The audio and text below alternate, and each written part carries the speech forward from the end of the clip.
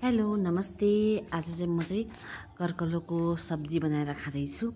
यहाँ चाहिँ यसलाई चाहिँ दुधमाने भन्छ, कर्कलो भनिँदैन।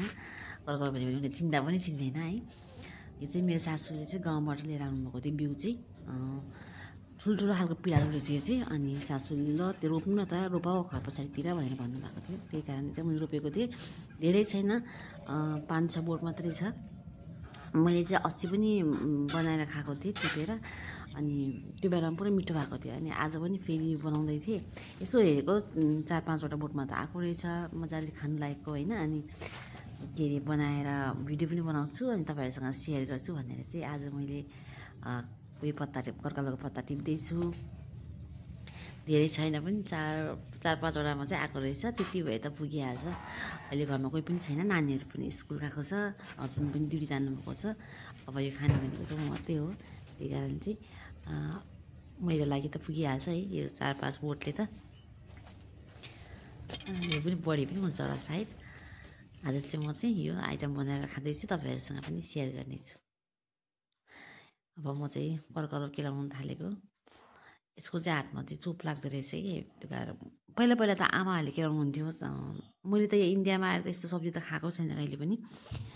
दुधमानी त भनेको सुनेको थिएँ, बजारतिर पनि बेचेको हुन्छ तर खाएको थिइनँ। अनि यो चाहिँ घरमै भएको भएर चाहिँ मैले चाहिँ खाएको। अनि पहिला पहिला त के अरे माइतीमा हुँदाखेरि त पुरै खाएको, तर त्यति बेलामा त्यति साह्रो मन पनि नपर्थ्यो हामीलाई। अहिले चाहिँ हरेक कुराहरू मिठो लाग्दो रहेछ कि।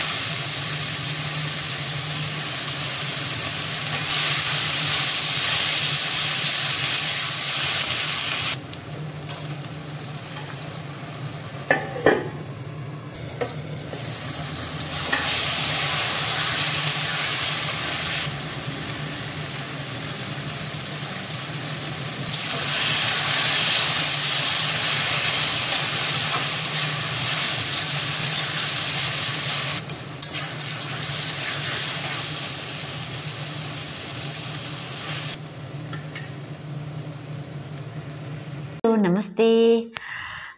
मेरो चाहिँ खाना खाने टाइम भएको छ। आज चाहिँ मेरो चाहिँ यो भात भयो, सादा भात। त्यसपछि यहाँ छ पनिर, थोरै पनिर राखेको छु। त्यसपछि यहाँ छ काँक्रो, अनि यहाँ छ कर्कलो। नेपालमा त कर्कलो भनिन्छ यसलाई होइन, इन्डियामा चाहिँ यसलाई दुधमाने भनिन्छ। पिँडालुको पत्तालाई चाहिँ इन्डियामा चाहिँ दुधमाने भन्छ, अनि हामी चाहिँ कर्कलो भन्छौँ। अनि यो बनाएको छु, घरकै कर्कलो हो यो।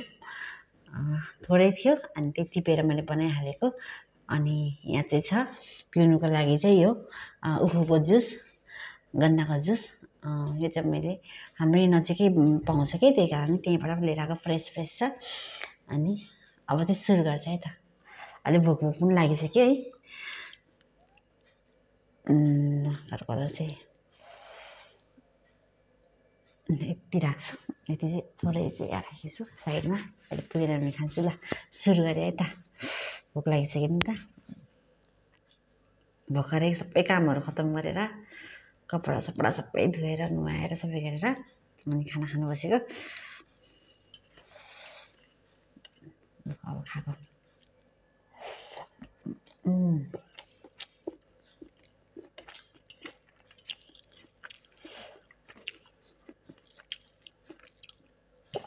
कर्कलो चाहिँ मलाई चिप्लो चिप्लो हुन्छ नि, त्यही कारण पुरा मनपर्छ क्या।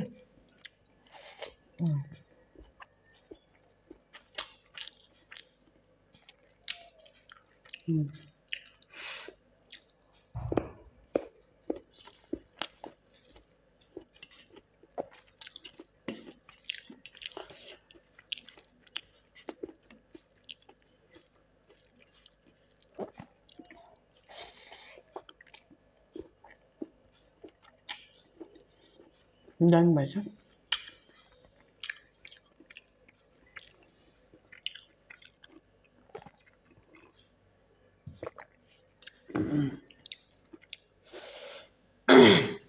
दाल चाहिँ राखिनँ मैले, कर्कलोसँगै भात खान्छु भनेर दाल चाहिँ राखिनँ।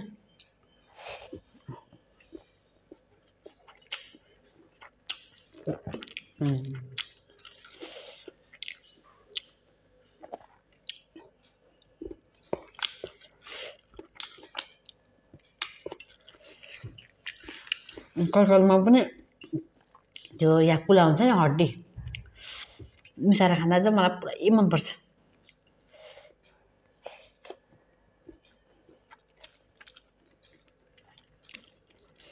अलिअलि बोडी कि त मसाको दाल राख्यो, अनि याकुला राख्यो, हड्डी र मासु मिसेको, त्यसपछि कर्कला राख्यो। ओहो कुकरमा सिटी लगाइदियो है, दामी।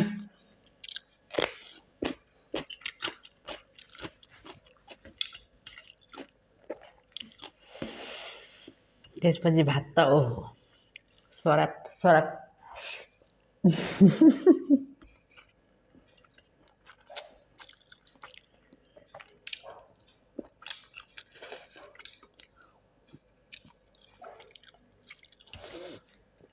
यो पनिर चाहिँ भेजिटेरियनको लागि एकदम मेन, जस्तै उनीहरू हामी जस्तो मासु हो,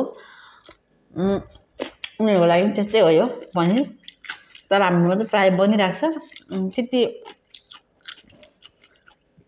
मतलबै लाग्दैन कि मलाई चाहिँ। बरु अरू सब्जीहरू मनपर्छ, पनिर त खाँदै हुँदैन।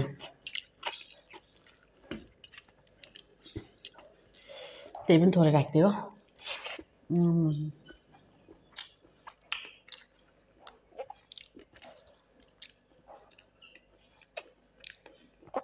पनिर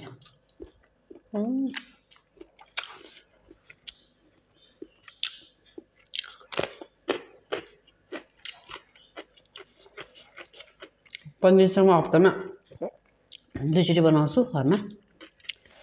2 चोटि मतलब 2 चोटि मेरो सब्जी हुन्छ पनिरको, म आफै बनाउँछु घरमै।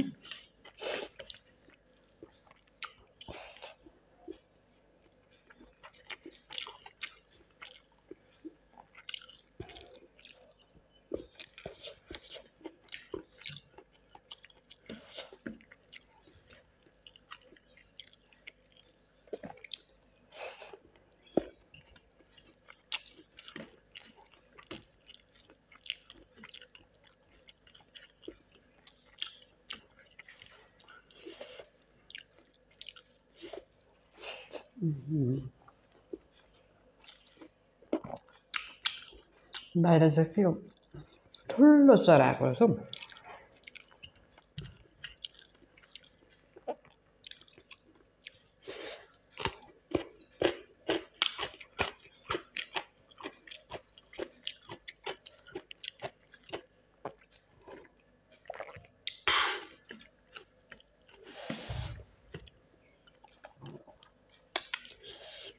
आजकल त यो के भन्छ उखुको जुस, गन्नाको जुस भन्छ यहाँ त। उखुको जुस पनि कस्तो महँगो भइसक्यो, तर हाम्रो एरियामा चाहिँ सस्तो नै छ। 10 रुपियाँको 1 गिलास आउँछ, भइहाल्छ। तर अलिकति सिटीतिर गयो भने फेरि महँगै छ।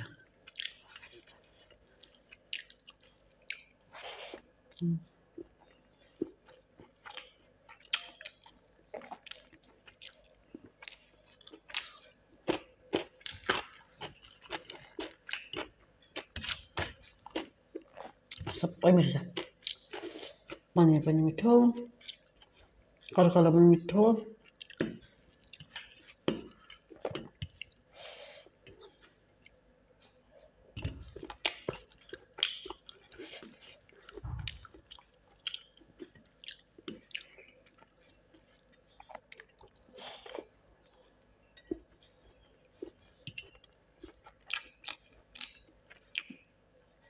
खोर्सानी खोर्सानी चाहिँ खान सक्दिनँ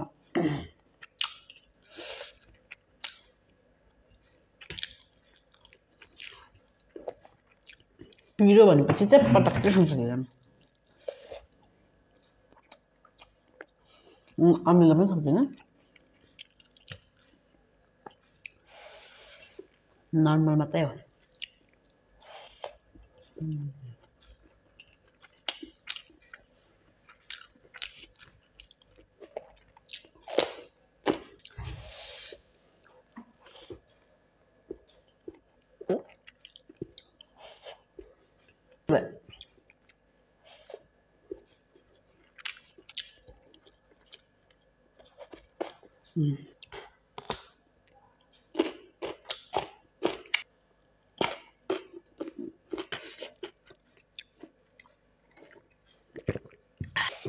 अहिले चाहिँ यति नै बाई